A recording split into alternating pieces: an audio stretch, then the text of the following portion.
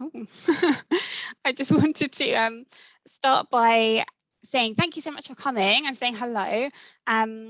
Just to, I guess, confirm what this session is, it's a general welcome to Marrow fundraising. So we're hoping that you're going to be leaving kind of feeling inspired and confident to fundraise after this session and have a really good understanding of why fundraising is really important to Anthony Nolan and Marrow. I do just want to clarify that this session has been kind of designed for anyone who isn't a fundraising coordinator. I can see we have some of our lovely fundraising coordinators on the call, and you are very welcome to stay. I just want to give you a heads up. There might be a little bit of a repeat of information in your session that you're due to be coming to tomorrow, but you are very welcome to stay. It's completely up to you. But yeah, thank you so much for coming. Really nice to have you all here. Just quick introductions for us. So I'm Gemma and I work in the fundraising team at Anthony Nolan. I think I know a fair few of you already and work with you and to support you guys on your amazing fundraising. I've also got Kira here with me. Hi, so yeah, I do a similar thing as Gemma at Anthony Nolan. I work in fundraising and also support quite a few of the Marrow groups as well with their fundraising. And then we've also got lovely Zoe from National with us as well. Hi guys, you probably all have seen loads of posts from me. So yeah, I'm on National Activity Sec this year. So we'll be just chatting through the session this evening and we're on hand as well for questions and discussions. So yeah, make the most of us and I hope you find the session useful.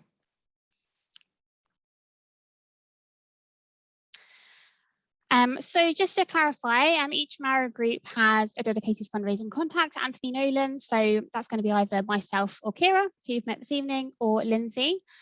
So our role is to help you guys raise as much as possible and raise as much as you can this year. And we're on hand to help with any kind of questions or advice that you might need. Our main point of contact in any Marrow group is going to be the fundraising coordinator or potentially like the treasurer.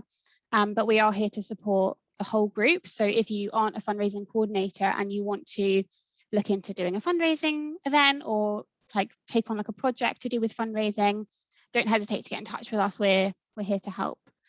So just some of the things that we'll be able to help you guys with this year include things like fundraising ideas, planning, fundraising materials, any queries that you have to do with fundraising, any kind of admin-y stuff. So if you and your group want to get a fundraising grant to help with a fundraising project or an event, any applications that you want to do like community-wise, and if you have any questions about like your income and expenditure form. So yeah, those are the main things we can help with. But as I say, we're on hand to help chat through any ideas or issues or concerns that you might have. You will also have a national rep for the year who'll be able to kind of offer you support and advice with fundraising as well. That will be changing very shortly, so you should find out who your national rep is shortly after conference.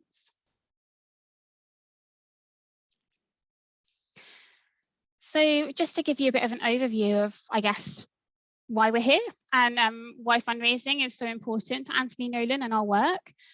We are a charity and we rely on fundraising income to continue our life-saving work. 5 people every day start their search for a matching stranger to give them a second chance of life. And you guys already know that we recruit life-saving donors to the register, as do you. But we do lots of other things too, and all of these things cost the charity money. So Marrow's fundraising help us to grow the stem cell register and care for more people with blood cancer and give families hope for a longer future together. So for every £40 that you and your group raise, we can add another potential donor to our stem cell register.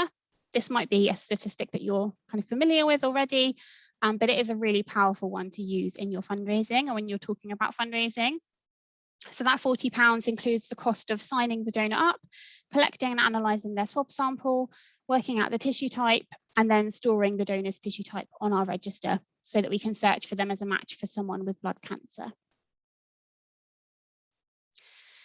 Every £29 your group raise, you could pay for an hour of support from a specialist Anthony Nolan nurse, helping patients with their recovery, quality of life, and well-being post-transplant.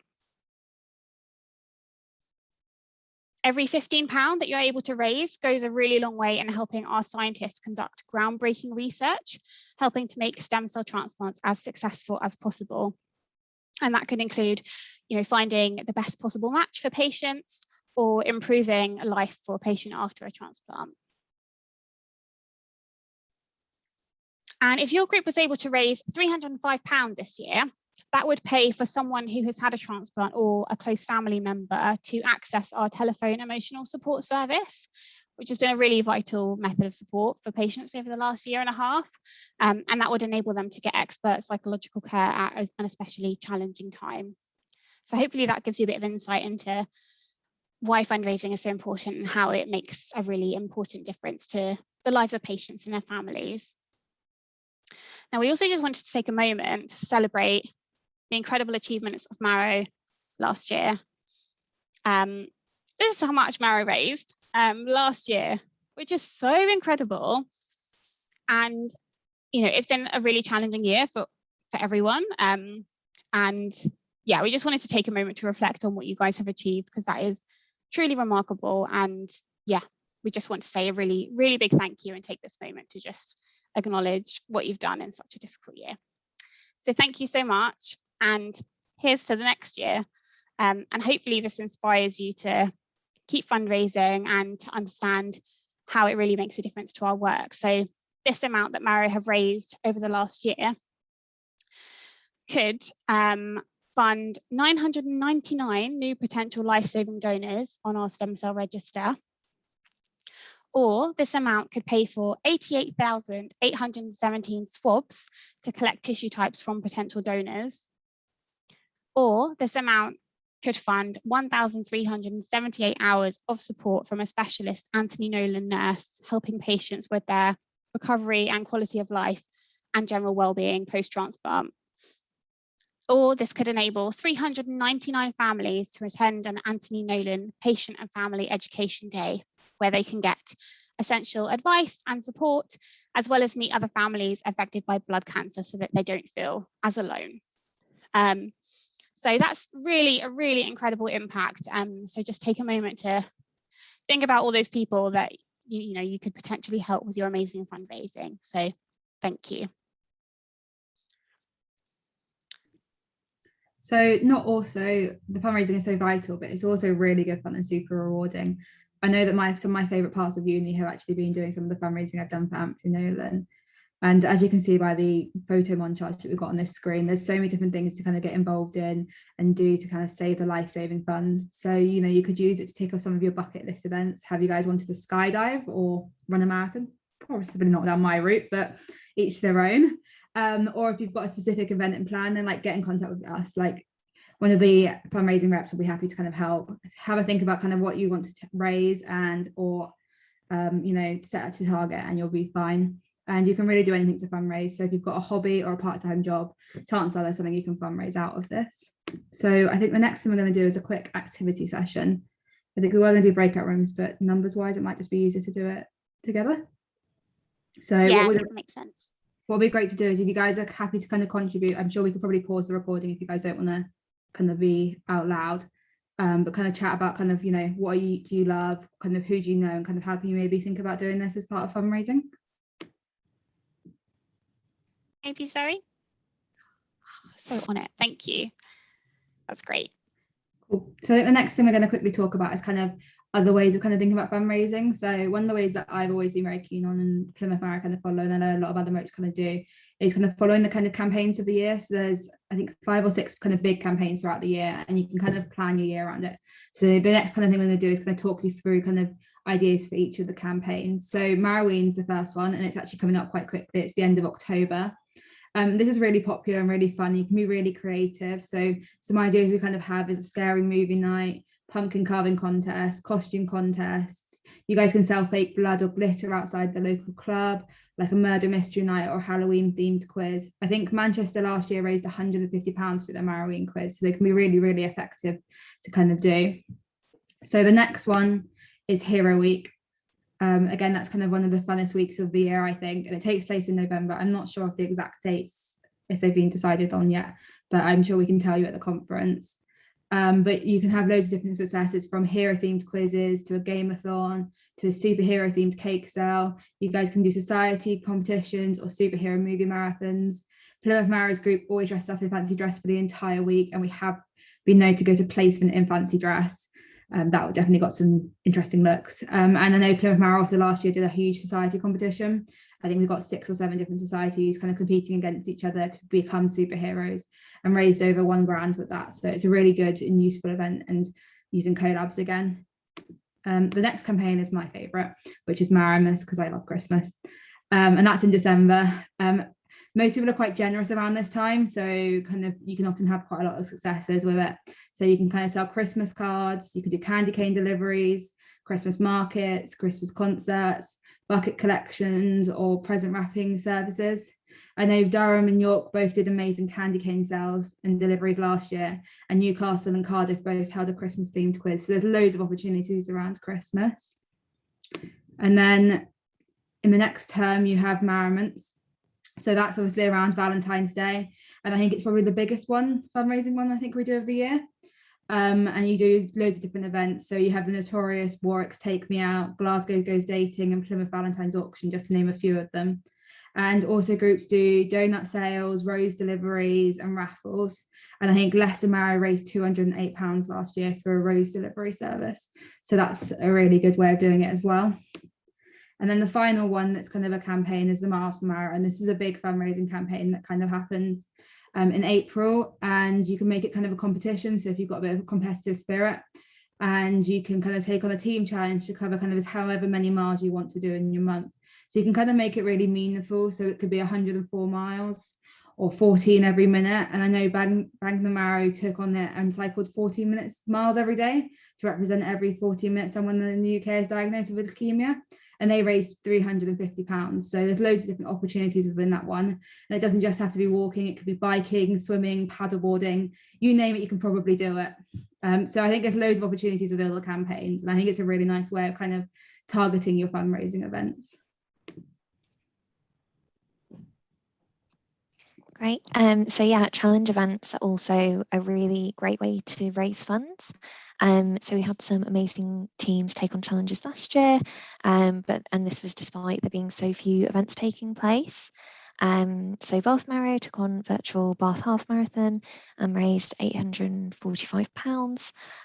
Leeds Maro took on the virtual Leeds Half Marathon and raised £696. And Newcastle Maro took part in the Great North Run, raising over £100 so far. And so more and more events are taking place now. For example, our team were just at the Great North Run the other weekend, and Newcastle Maro went along to cheer our runners on, including one of them who took part themselves, which is amazing. And there are just so many different events to choose from, kind of all across the UK, from, I think, as we said, like runs, skydives, swims, cycles, treks, and kind of muddy events. So if you are interested in kind of taking part, just get in touch with your fundraising rep if you'd like to kind of find out more about kind of the different challenges you can get involved in, or you can kind of take on your own local challenge if you'd like as well. So I'm just going to talk a little bit about kind of planning your year and the campaign's calendar now. So when it comes to planning your fundraising for the year, we'd recommend that you and your committee sit down and have a chat through kind of what you want to do each month. So you can use this campaign's calendar as a guide to all the different key events and campaigns, just to be aware of them kind of throughout the year. I think you can see all of the different ones there, kind of applicable to fundraising and donor recruitment as well. So we know obviously things are feeling a little bit uncertain at the moment, as we're still kind of very much in a pandemic. So we're aware that each of your kind of universities will be doing things very differently, but depending on what your SU is advising this year, and depending on how comfortable you are and how your group feel, you might prefer to continue holding virtual fundraising, and of course that's absolutely fine as well.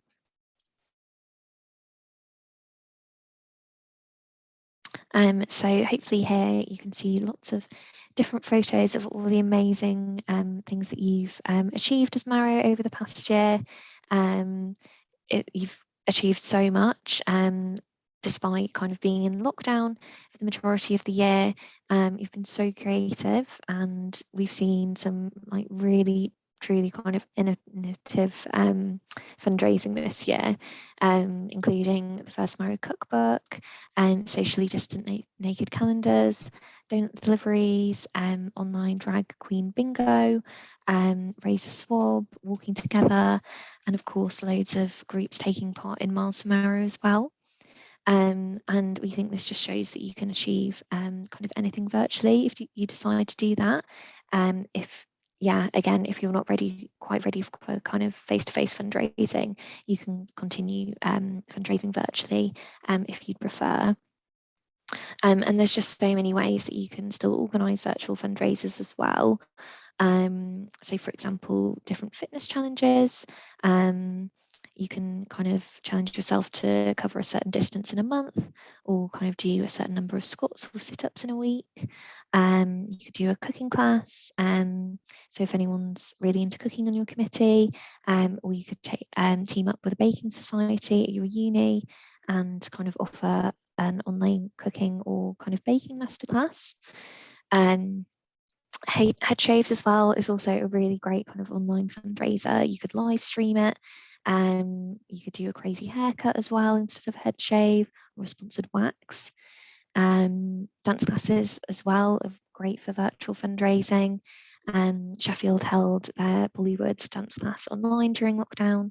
So you can really get dance societies involved and ask them to host a lesson online as well. Revision nights always one to think about as well.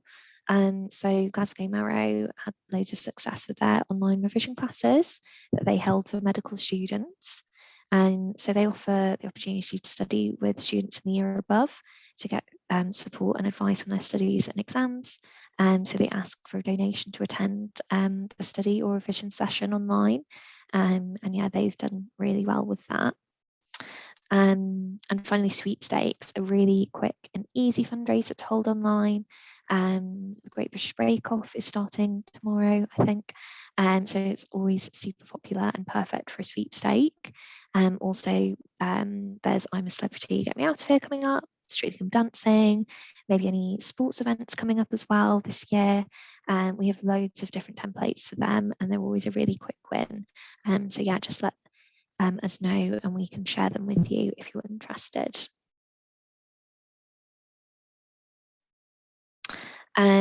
So I'm just going to chat you through some kind of guidelines now for fundraising COVID, staying safe this year. So in terms of face-to-face fundraising, if you do decide to go ahead with it, please just be really aware of these guidelines that we're asking you to follow. So please always check your local government guidelines. Also, if you fall under the clinically extremely vulnerable category, please do make sure that you're following the advice of your medical team or specialist. If you or someone you live with develops any COVID symptoms, please do self-isolate and take a test. Please do continue to wear masks in confined spaces. Sanitize and wash your hands, keep things ventilated, keep your distance, and this is all to protect the clinically vulnerable, of course. And finally, if you're planning on collecting or handling any cash during your fundraising, please do get in touch so that we can offer support and advice. Obviously, we're really encouraging you to use your Just Giving pages, and this year it offers a cashless way for people to donate. Obviously, it's much safer and less people carry cash these days, but just in case you will be handling cash, please do let us know. So I'll just chat you through your Just Giving pages now. So we've created a new Just Giving campaign page for each of your Maro groups. So you should have received your link by now. But if you haven't, please just get in touch with your fundraising steward. So everything you raised should be linked to this main page. and this will act as a hub for all of your fundraising activity. This means that you'll be able to see everything you've raised in one place, and this also means everything you raise will be sent automatically to Anthony Nolan, so you don't need to worry about making a bank transfer or paying anything in through your SU. So for every new fundraising activity or event you do, you can also set up a page within this hub. For example, if you're going to do a virtual quiz online, you would just click on the orange Start Fundraising button to go through a setup and set up an individual page for your quiz. So this will be linked to your hub page and will contribute to your total. So it's super easy to keep track of how much you've raised for each individual event. Yeah, you should have received your Just Giving page link. If not, you can use a link here just along the bottom of the screen to find your page. Or yeah, again, if you want to contact us and we can send that over to you.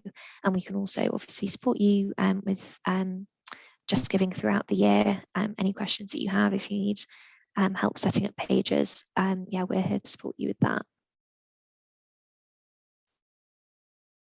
And another function that Just Giving has is allowing you to set up a team page. So you can use these for a challenge or an activity.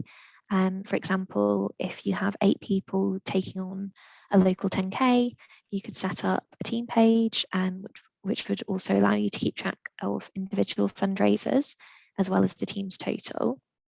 So you'd also have a team target on your Just Giving page, which also will add after conference once you've decided on your target for the year. So that's something we'll be chatting about at conference, targets, and then yeah, we'll add that later on. And yeah, finally, I think we've all used these a lot over the past year, but QR codes are a really great way to keep your fundraising contactless, especially if you're out at an event.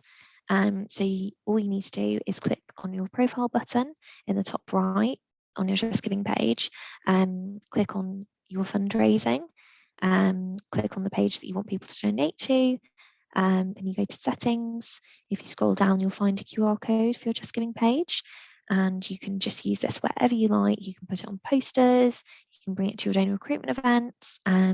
Yeah, it's a really great way to fundraise. Kind of perhaps instead of using a collection tin, you can have a QR code and people can make donations however they like. But yeah, if you've got any questions about how to use a QR code or how to create your own, yeah, just let us know. And that's it for this evening, but it would be great to hear if you have any questions at all, if you want us to chat through something again. Yeah, but yeah, thank you so much for attending. Does anyone have any questions?